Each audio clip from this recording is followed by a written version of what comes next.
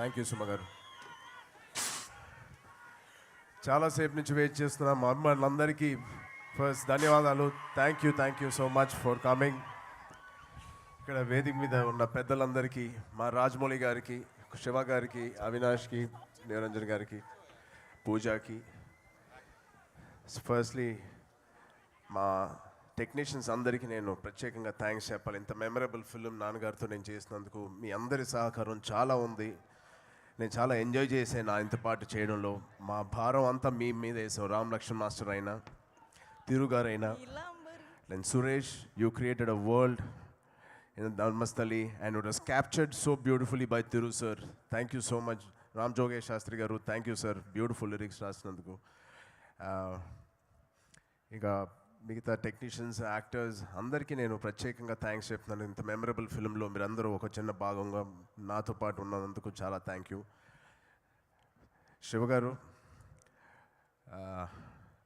నేను మా నాన్నగారిని ఇన్ని సంవత్సరాలుగా నేను చూసి ఎంత నేర్చుకున్నానో నాకు తెలియదు, కానీ మారేడుమిల్లిలో 20 రోజులు నేను విట్నెస్ చేసి అనుభవించిన మా ఫాదర్ని దగ్గరగా ఇంత చూసి నేను నేర్చుకున్న దాంతో పోల్చిస్తే 20 సంవత్సరాలు నథింగ్ అనిపిస్తుంది.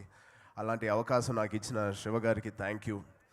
అండ్ వీటన్నిటికన్నా ముందుగా ఈ అవకాశం నాకు శివ గారి కథ వచ్చి నాకు చెప్పి నాకు ఈ అవకాశం ఇచ్చినప్పుడు ముందుగా నాకు ఫస్ట్ థాట్ రాజమౌళి గారే. మీరేం అనుకోకపోతే ఒక మాట చెప్తా. ఇప్పుడు మన బొమ్మరిల్ సినిమాలో ప్రకాష్ రాజ్ చేతిలో సిద్ధార్థ్ చెయ్యి అలాగే ఉంటుంది, నానా నా చెయ్యి నీ చేతిలోనే ఇంకా ఉందని. అలాగా ఒక రాజమౌళి గారి సెట్లోకి ఒక యాక్టర్ వెళ్తే రాజమౌళి గారి చేతుల్లోనే ఉంటాడు ఆ యాక్టరు. అస్సలు వదిలే ప్రసక్తి లేదు రిలీజ్ అయ్యే వరకు. బట్ ఫస్ట్ టైం రాజమౌళి గారు నాన్నగారి మీద ఉన్న రెస్పెక్ట్, లేక మా అమ్మ డ్రీమ్ ప్రాజెక్ట్ అని తెలిసిన తర్వాత దాని వాల్యూ తెలుసుకుని ఆయన ఆ చెయ్యిని ఆర్ఆర్ఆర్ సెట్లో నుంచి వదిలి ఆచార్య సెట్కి పంపించారు. చాలా చాలా థ్యాంక్ యూ సార్. మా అమ్మగారు, నాకు తెలుసు ఆవిడ ఏం చెప్పాలనుకుంటుందో, రాజమౌళి గారికి ప్రత్యేకంగా నా తరపు నుంచి థ్యాంక్స్ చెప్పు అంటున్నారు. సో మా ముగ్గురు తరపున, మా డైరెక్టర్ తరపున we are very very grateful to you sir for allowing me to do this. Thank you so much. అలాగే శివగారితో నేను మా యూవీ ప్రొడ్యూసర్స్ వికీ, మిర్చి నుంచి మేము చేద్దాం అనుకున్నాం. కొన్ని కారణాల వల్ల ఆయన కమిట్మెంట్స్, నా కమిట్మెంట్స్ కుదరక మేము చేయలేకపోయాం. బట్ ఏమి జరిగినా మన మంచిగా జరుగుద్ది అని ఎందుకు అంటారో నాకు ఇవాళ ఆచార్య వల్ల తెలిసింది. మా నాన్నగారితో ఆయన డైరెక్షన్లో చేసే అంత అదృష్టం నాకు ఆయనతో కలిగింది కాబట్టి, సో దీనికి రాసిపెట్టి ఉంది నేను శివగారి డైరెక్షన్లో చేయాలని. బహుశా నాకు అదే నాకు అర్థమైంది. Thank you so much.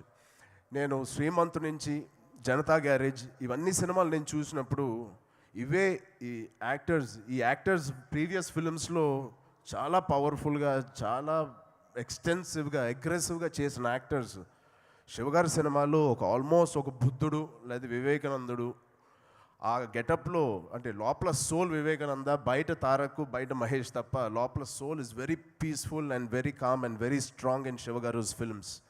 ఇంత సింపుల్గా, ఇంత కామ్గా 100 కోట్లు ఎలా కొట్టేస్తున్నారు వీళ్ళు ముగ్గురు అనేది నాకు చాలా డౌట్ వచ్చేది. నాకు అప్పుడు అర్థమైంది, ఆచార్యలో పనిచేసిన తర్వాత కథలో బలం ఉంటే, రైటింగ్లో బలం ఉంటే యాక్టర్స్ ఎక్కువ ఓవర్ యాక్షన్ చేయట్లేదు. సింపుల్గా ఆ మాటలు చెప్తేనే అది ఆ మాటల్లోనే ఒక ఫైట్ ఉంటుంది, ఆ మాటల్లోనే ఒక పవర్ ఉంటుంది, ఆ మాటల్లో డ్యాన్స్ ఉంటుంది, ఆ మాటల్లో చరిష్మా ఉంటుంది. అది శివగారి రైటింగ్లో ఉంటుంది. And I'm so happy, so satisfied as an actor. Thank you శివగారు, ఇలాంటి ఒక అవకాశం నాకు ఇచ్చినందుకు. మీ రైటింగ్లో నేను యాక్టింగ్ చేయాలనుకున్నాను, అది నాన్నగారితో పాటు చేయాలనుకునేది, ఇది డబుల్ బొనాన్జా నాకు. Thank you so much.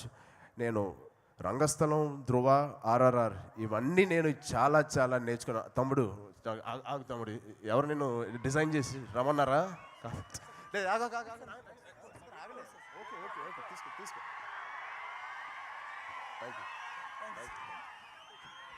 So ఈ 3 సినిమాలు నా మనసుకి చాలా దగ్గరగా అయిన సినిమాలు.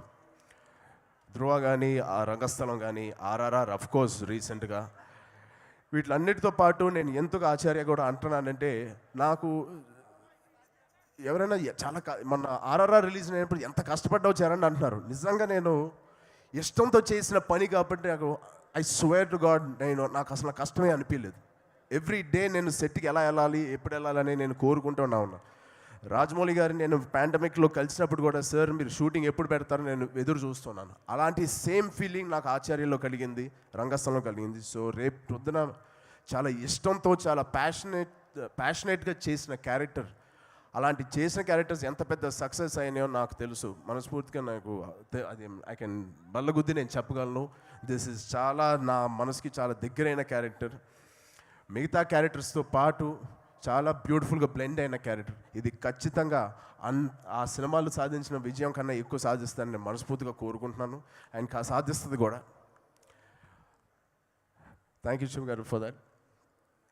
అండ్ పూజా హెగ్డే అరబిక్ కూత్ అనే సాంగ్తో మొత్తం తమిళ్ కూత్ అంతా ఇక్కడ తీసుకొచ్చింది, ఇండియా మొత్తం పాకింది. So I had a beautiful time. రంగస్థలంలో ఒక చిన్న సాంగ్ చేసాం. నిజంగా ఈ ఆర్టిస్ట్తో నేను మళ్ళీ ఎప్పుడు చేయాలని నేను అప్పుడు అనుకున్నాను. అది ఇంత తొందరగా జరుగుద్ది అనుకోలేదు. I had a pleasure working with you. And RRR Sye Raa జరిగే టైంలో మా ఆచార్య డిస్కషన్స్ జరుగుతున్నాయి. అండ్ ఆర్ఆర్ఆర్ స్టార్ట్ అవ్వబోతుందని నాకు తెలిసి, నిజంగా కాదు మా నిరంజన్ రెడ్డి గారి గురించి. నిరంజన్ రెడ్డి గారు నేను ప్రొడ్యూస్ చేద్దాం అనుకున్నాను, కానీ నిజంగా అది సాధ్యమయ్యే పని కాదు. సో ఒక వెరీ బిగ్ పిల్లర్గా మాకు నిరంజన్ రెడ్డి గారు, అవినాష్, మ్యాట్నీ పిక్చర్స్ మా తోడు ఉండడం, వన్ ఆఫ్ ద బెస్ట్ కో ప్రొడ్యూసర్స్గా మాకు ఉండడం. అసలు చెప్పాలంటే కర్త కర్మక్రియ ఆయనే. నేను ఒక మా మదర్ ప్రెజెంటర్గా మేము ఉన్నాం ఒక చిన్న భాగం, కానీ మొత్తం he took the whole headache of making a beautiful film, a memorable film for us. Thank you Niranjan Reddy garu. Thank you Avinash.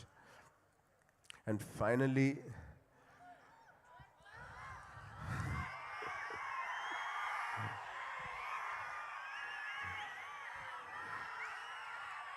నిజంగా నా లైఫ్లో సరిగ్గా అంటే డబ్బులు సంపాదించాలన్న బోల్డ్ మార్గాలు ఉన్నాయి. ఇంకా చెప్పాలని సినిమా కన్నా వేరే బిజినెస్లకు వెళ్ళుంటే ఇంకా ఎక్కువ డబ్బు సంపాదించేవాళ్ళు ఏమో. బట్ ఈ పేరు, ఈ అభిమానం రాదు. చిరంజీవి గారితో సినిమా తీయడం కుదరదు, రాజమౌళి గారి సినిమాలో ఉండడం కుదరదు, కొరటాల గారి సినిమాలో ఒక నటుడుగా నేను చేయడం కుదరదు.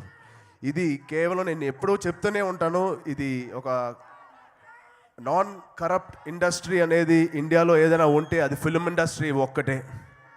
దీంట్లో కేవలం ప్యాషన్తో ఉన్న వాళ్ళే రాగలరు. అలాంటి సినిమా ఇండస్ట్రీలో నేను ఉన్నందుకు, మీలాంటి అభిమానులు ఉన్నందుకు నాకు చాలా గర్వపడుతున్నాను.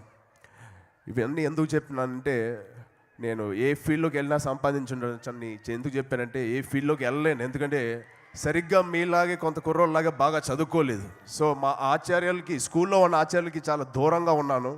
బట్ ఇంట్లో ఉన్న మా ఆచార్య నాకు చాలా నేర్పించారు. నిజమే, రాజమౌళి గారు చెప్పింది, ప్రత్యేకంగా ఆయన నన్ను కూర్చోబెట్టి ఎప్పుడు ఎలా చేయాలి, ఎలా ఉండాలి, చిన్నప్పుడు అవేం చేయలేదు.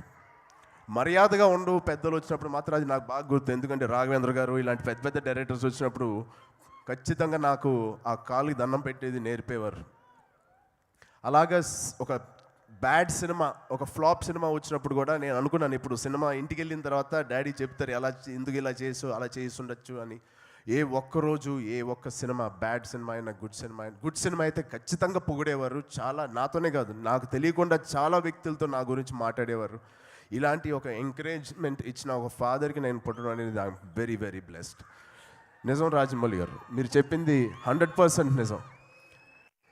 ఒక చెడు చెప్పినప్పుడు కూడా ఆయన స్వీట్ కోటింగ్తో చెప్తారు. ఒక నిజమైన ఆచార్య ఎవరైనా వాళ్ళు పాటిస్తూ చిత్తశుద్ధితో వెళ్తూ ఉంటే వెనకాల ఉన్న స్టూడెంట్స్ నేర్చుకుంటూ ఉంటారు చూడండి. అలాంటి ఒక ఆచార్య ఆయన. ఆయన ఎక్కువ మాట్లాడకుండా అవన్నీ ఆయనే చేస్తూ ఆటోమేటిక్గా చుట్టూ ఉన్న వాళ్ళందరి ఆ దృష్టి వాళ్ళ మీదకి వెళ్ళి అది నేర్చుకోవడం జరిగింది తప్ప ఆయన ప్రత్యేకంగా ఎప్పుడు క్లాసులు పెక్కలా. అలాంటి ఆచార్య మీ అందరికీ ఉంటారని నేను మనస్ఫూర్తిగా కోరుకుంటున్నాను. ఇక్కడికి వచ్చినప్పుడు ఎక్కువ ఎమోషనల్ అవ్వకూడదు అనుకున్నాను. బికాజ్ ఆయనతో గడిపిన క్షణాలు మామూలుగా చిన్నప్పుడు, ఇప్పుడు కూడా పొద్దున ఆయన షూటింగ్కి వెళ్తే ఈవినింగ్ కలుస్తాను. బట్ ఇక్కడ 20 రోజులు ఒకటే కాటేజ్లో, 2 bedroom కాటేజ్లో ఆయన అటు నేను ఇటు. పొద్దున ఎక్సర్సైజ్ కలిసి వెళ్ళేవాళ్ళం, ఇద్దరు రెడీ అవ్వడానికి కలిసి వెళ్ళేవాళ్ళం, ఇద్దరు మేకప్ చేసుకోవడానికి అటు ఇటు కూర్చునేవాళ్ళం. ఆయన్ని డ్రైవ్ తీసుకెళ్తూ షూటింగ్కి వెళ్ళే వాళ్ళం, తిరిగి వచ్చి మళ్ళీ ఎక్సర్సైజ్ చేసి భోంచేసి చేసి శివగారితో మళ్ళీ పడుకుని ఇలా 20 రోజులు మేము చేసింది. నాకు నిజంగా ఆ రోజు దాని వాల్యూ తెలియదు, కానీ పోను పోను నాకు తెలుస్తుంది. 13 సంవత్సరాలైనా నేను వచ్చిన తర్వాత ఆయనతో సినిమా ఇలాంటి సందర్భాలు నాకు కలగడానికి 13 సంవత్సరాలు పట్టింది. మళ్ళీ ఎప్పుడు కలుగుద్దో నాకు తెలియదు, అది ఆలోచిస్తేనే భయంగా ఉంది. సో ప్రతి క్షణం నేను ఆయనతో గడిపిన ప్రతి క్షణం నా మనసులో పెట్టుకుంటాను. నేను ఎప్పుడు మర్చిపోను. మళ్ళీ ఇలాంటి అవకాశం రావాలని నేను కోరుకోవట్లేదు, ఎందుకంటే ఇది చాలు నాకు నా జీవితానికి. Thank you so much daddy, ఇది నాకు ఇచ్చినందుకు. Thank you so much. అంతే అబ్బాయిలు, thank you so much for coming everyone. Love you all. Love you. Thank you so much. 29th April. Thank you. Thank you so much. And we are looking forward ఆ magic వెండి తెర మీద చూడడానికి, మిమ్మల్ని ఇద్దరిని ఆ వెండి తెర ఆవిష్కరించడానికి. ఇక చిరంజీవి గారి మాటలు